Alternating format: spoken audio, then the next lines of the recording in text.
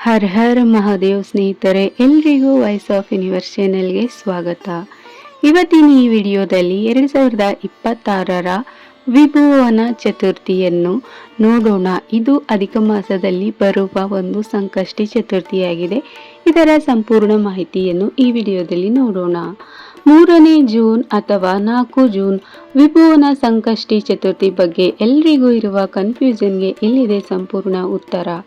3 ವರ್ಷಕ್ಕೊಮ್ಮೆ ಮಾತ್ರ ಬರುವ ಅಪರೂಪದ ವಿಭುವನ ಸಂಕಷ್ಟಿ ಚತುರ್ಥಿ ಈ ಬಾರಿ ಇನ್ನೂ ವಿಶೇಷ. ಯಾಕೆಂದ್ರೆ ಈ ಸಲ ಇದು ಅಧಿಕ ಮಾಸದಲ್ಲಿ ಬಂದಿದೆ, ಅದು ಕೂಡ ಬುಧವಾರ ಬಂದಿರುವುದರಿಂದ ಇದರ ಮಹತ್ವ ಅನೇಕ ಪಟ್ಟು ಹೆಚ್ಚಾಗಿದೆ ಎಂದು ಹೇಳಲಾಗುತ್ತದೆ. ಆದರೆ ಈಗ ಎಲ್ಲರೂ ಒಂದು ದೊಡ್ಡ ಕನ್ಫ್ಯೂಷನ್, ಸಂಕಷ್ಟಿ ಚತುರ್ಥಿ 3 ಜೂನ ಅಥವಾ 4 ಜೂನ? ಗೂಗಲ್ ಒಂದು ಡೇಟ್ ತೋರಿಸ್ತಾ ಇದೆ, ಕೆಲವು ಪಂಚಾಂಗಗಳು ಇನ್ನೊಂದು ದಿನ ಹೇಳುತ್ತೇವೆ. ಇನ್ನೂ ಹಲವರು ಕೇಳ್ತಾ ಇದ್ದಾರೆ, 4 ಜೂನ್ಗೂ ಚಂದ್ರ ಬರ್ತಾನಲ್ಲ, ಹಾಗಿದ್ರೆ ಯಾಕೆ 3ನೇ ಜೂನ್ ಸಂಕಷ್ಟಿ? ಹಾಗಾದ್ರೆ ಇದರ ಹಿಂದೆ ಇರುವ ನಿಜವಾದ ಕಾರಣ ಏನು? ವಿಭುವನ ಅಂದ್ರೆ ಏನು? ಈ ದಿನ ಯಾವ ಪೂಜೆ ಮಾಡಬೇಕು? ಯಾವ ಲಡ್ಡು ಪ್ರಸಾದ ವಿಶೇಷ? ಯಾವ ಸಮಯಕ್ಕೆ ಚಂದ್ರ ದರ್ಶನ ಮಾಡಬೇಕು? ಈ ವಿಡಿಯೋದಲ್ಲಿ ಸ್ಟೆಪ್ ಬೈ ಸ್ಟೆಪ್ ತಿಳ್ಕೊಳ್ಳೋಣ. ಮೊದಲು ವಿಭುವನ ಅಂದ್ರೆ ಏನು ಗೊತ್ತಾ? ಈ ದಿನ ಪೂಜಿಸಲ್ಪಡುವ ವಿಭುವನ ಗಣೇಶನ ಸ್ವರೂಪವನ್ನು ನಾವು ಪೂಜಿಸ್ತೀವಿ. ವಿಭುವನ ಎಂದರೆ 3 ಲೋಕಗಳಲ್ಲೂ ಇರುವವನು, ಅಂದರೆ ಭೂಲೋಕ, ಸ್ವರ್ಗಲೋಕ ಮತ್ತು ಪಾತಾಳ ಲೋಕ. ಈ 3 ಲೋಕಗಳಲ್ಲೂ ತನ್ನ ಶಕ್ತಿಯಿಂದ ಪ್ರಕಾಶಮಾನವಾಗಿರುವ ಗಣಪತಿ ಅಧಿಕ ಮಾಸದಲ್ಲಿ ಬರುವ ಕೃಷ್ಣ ಪಕ್ಷದ ಸಂಕಷ್ಟಿಯನ್ನು ವಿಭುವನ ಸಂಕಷ್ಟಿ ಚತುರ್ಥಿ ಎಂದು ಕರೆಯುತ್ತಾರೆ. ಈ ಅಧಿಕ ಮಾಸ ಪ್ರತಿ 2 ಅರ್ಧದಿಂದ ಅಂದರೆ 2.5 ವರ್ಷ ಅಥವಾ 3 ವರ್ಷಕ್ಕೊಮ್ಮೆ ಮಾತ್ರ ಬರುತ್ತದೆ. ಅದಕ್ಕಾಗಿಯೇ ಈ ಸಂಕಷ್ಟಿ ತುಂಬಾ ಅಪರೂಪವಾದದ್ದು. ಈ ದಿನ ಮಾಡಿದ ಜಪ, ತಪಸ್ಸು, ಉಪವಾಸ, ಪೂಜೆ, ದಾನ ಇವೆಲ್ಲಕ್ಕೂ ಸಾಮಾನ್ಯ ದಿನಗಳಿಗಿಂತ ಅನೇಕ ಅಂದರೆ 1000 ಪಟ್ಟು ಹೆಚ್ಚು ಪುಣ್ಯಫಲ ಸಿಗುತ್ತದೆ ಎಂದು ನಂಬಲಾಗುತ್ತದೆ.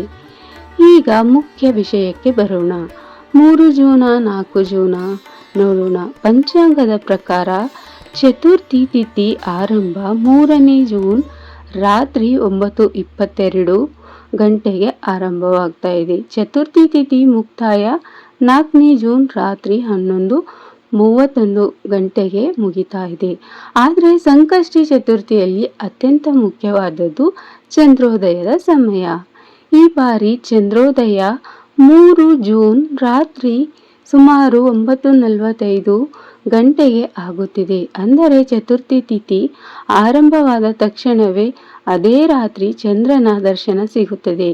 ಹಾಗಾಗಿ ಸಂಕಷ್ಟಿ ಚತುರ್ಥಿ ವ್ರತವನ್ನು 3ನೇ ಜೂನ್ ಬುಧವಾರವೇ ಆಚರಿಸಲಾಗುತ್ತದೆ. ಈಗ ಹಲವಾರು ಕೇಳೋ ಪ್ರಶ್ನೆ, 4ನೇ ಜೂನ್ಗೂ ಚಂದ್ರ ಬರುತ್ತಾನಲ್ಲ? ಹೌದು, 4ನೇ ಜೂನ್ಗೂ ಚಂದ್ರ ಬರುತ್ತಾನೆ. ಆದರೆ ಸಂಕಷ್ಟಿ ಚತುರ್ಥಿಯಲ್ಲಿ ರೂಲ್ ಏನಂದ್ರೆ, ಚತುರ್ಥಿ ತಿಥಿ ಆರಂಭವಾದ ನಂತರ ಬರುವ ಮೊದಲ ಚಂದ್ರೋದಯವನ್ನೇ ಪರಿಗಣಿಸಲಾಗುತ್ತದೆ. ಅದಕ್ಕಾಗಿಯೇ 4ನೇ ಜೂನ್ ಪೂರ್ಣ ಚತುರ್ಥಿ ಇದ್ದರೂ ವ್ರತವನ್ನು 3ನೇ ಜೂನ್ ಆಚರಿಸಲಾಗುತ್ತದೆ. ಈ ಬಾರಿ ಇನ್ನೊಂದು ವಿಶೇಷ ಏನಂದ್ರೆ, ಸಂಕಷ್ಟಿ ಚತುರ್ಥಿ ಬುಧವಾರ ಬಂದಿದೆ. ಬುಧವಾರ ಸ್ವತಃ ಗಣಪತಿಗೆ ಸಮರ್ಪವಾದ ದಿನ. ಅದರ ಕಾರಣ ಈ ದಿನ ಮಾಡಿದ ಪೂಜೆ ಇನ್ನೂ ಹೆಚ್ಚು ಫಲ ನೀಡುತ್ತದೆ ಎಂದು ನಂಬಲಾಗುತ್ತದೆ. ಈಗ ಪೂಜೆ ವಿಧಾನ ನೋಡೋಣ. ಬೆಳಿಗ್ಗೆ ಎದ್ದು ಸ್ನಾನ ಮಾಡಿ ಶುಭ್ರವಾದ ಬಟ್ಟೆ ಧರಿಸಬೇಕು. ಮೊದಲು ಮನಸ್ಸಿನಲ್ಲಿ ಗಣಪತಿಯನ್ನು ಧ್ಯಾನ ಮಾಡಿ ವ್ರತದ ಸಂಕಲ್ಪ ಮಾಡಿಕೊಳ್ಳಿ. ನಂತರ ಪೂಜಾ ಸ್ಥಳವನ್ನು ಸ್ವಚ್ಛಗೊಳಿಸಿ ಮರದ ಪೀಠದ ಮೇಲೆ ಹಳದಿ ಬಟ್ಟೆ ಹಾಸಿ ಗಣೇಶನ ಮೂರ್ತಿ ಅಥವಾ ಫೋಟೋ ಇಡಿ. ಗಂಗಾಜಲ ಅಥವಾ ಶುದ್ಧ ನೀರಿನಿಂದ ಸಿಂಪಡಿಸಿ ನಂತರ ಪಂಚಾಮೃತದಿಂದ ಗಣಪತಿಗೆ ಅಭಿಷೇಕ ಮಾಡಬಹುದು. ಗಣಪತಿಗೆ ದುರ್ವ ಅಥವಾ ಗರಿಕೆ ತುಂಬಾ ಪ್ರಿಯ. ಆದ್ದರಿಂದ 21 ಗರಿಕೆ ಅರ್ಪಿಸುವುದು ಶುಭ ಎಂದು ಹೇಳಲಾಗುತ್ತದೆ. ನಂತರ ಹೂ, ಹಣ್ಣು, ವೀಳ್ಯದೆಲೆ, ಮೋದಕ ಇವನ್ನೆಲ್ಲ ಸಮರ್ಪಿಸಿ ನೀವು ಹೇಗೆ ಪೂಜೆ ಮಾಡ್ತೀರಾ ಅದೇ ಥರ ಪೂಜೆ ಮಾಡಿ. ಪ್ರತಿ ಸಂಕಷ್ಟಿಯಲ್ಲೂ ಈ ದಿನ ವಿಶೇಷವಾಗಿ ತೆಂಗಿನಕಾಯಿಯ ಲಡ್ಡು ಪ್ರಸಾದ ಅರ್ಪಿಸುವುದು ಅತ್ಯಂತ ಶುಭ ಎಂದು ಹೇಳಲಾಗುತ್ತದೆ. ಗಣಪತಿಗೆ ಮೋದಕ ಮತ್ತು ತೆಂಗಿನಕಾಯಿ ಲಡ್ಡು ತುಂಬ ಪ್ರಿಯ ಎಂದು ನಂಬಲಾಗುತ್ತದೆ. ನಂತರ ದೀಪ ಹಚ್ಚಿ ಓಂ ಗಣಪತಿಯೇ ನಮಃ ಮಂತ್ರವನ್ನು ಜಪಿಸಿ. ಗಣೇಶನ ಅಷ್ಟೋತ್ತರ ಅಥವಾ ಗಣೇಶ ಸ್ತೋತ್ರ ಪಠಿಸಿದರೂ ಉತ್ತಮ. ಪೂರ ದಿನ ಉಪವಾಸ ಇದ್ದವರು ಸಂಜೆ ಮತ್ತೆ ಪೂಜೆ ಮಾಡಿ ಚಂದ್ರೋದಯ ಸಮಯದಲ್ಲಿ ಚಂದ್ರನಿಗೆ ಅರ್ಘ್ಯ ಸಮರ್ಪಿಸಬೇಕು. ಕೈಯಲ್ಲಿ ನೀರು ತೆಗೆದುಕೊಂಡು ಚಂದ್ರನಿಗೆ ಅರ್ಘ್ಯ ನೀಡಿ ನಂತರ ಗಣಪತಿಗೆ ಪ್ರಾರ್ಥನೆ ಮಾಡಿ ಉಪವಾಸ ಮುರಿಯಬೇಕು. ಇಲ್ಲಿ ಫೋಟೋದಲ್ಲಿ ತೋರಿಸ್ತಾ ಇದ್ರಲ್ಲ ಅದೇ ಥರ ಅರ್ಘ್ಯ ಕೊಡಬೇಕು.